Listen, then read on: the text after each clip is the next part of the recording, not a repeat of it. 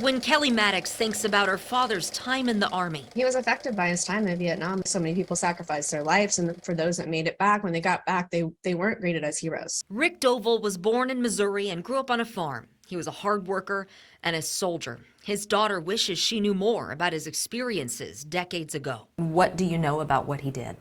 So he was definitely in a combat zone. He was very proud of his time there, I think, as he got older, but he definitely didn't talk about it enough. When the Vietnam veteran passed away in 2017, she knew the Missouri State Treasurer's Office had some of his unclaimed property, but had no idea what.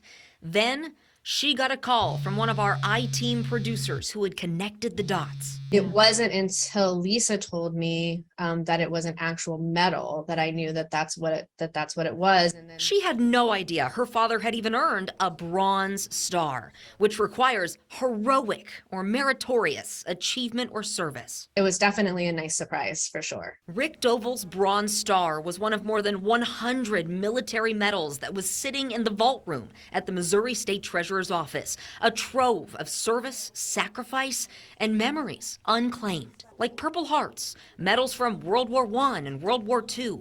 This diary, believed to be from a Civil War era soldier describing Lincoln coming to see the troops. Last month, before he left the office to become state auditor, then State Treasurer Scott Fitzpatrick took us into the vault room, where those medals and all of the other unclaimed property is kept and keeps coming. I look at all these boxes and I think, what are the odds that there are more military medals in here?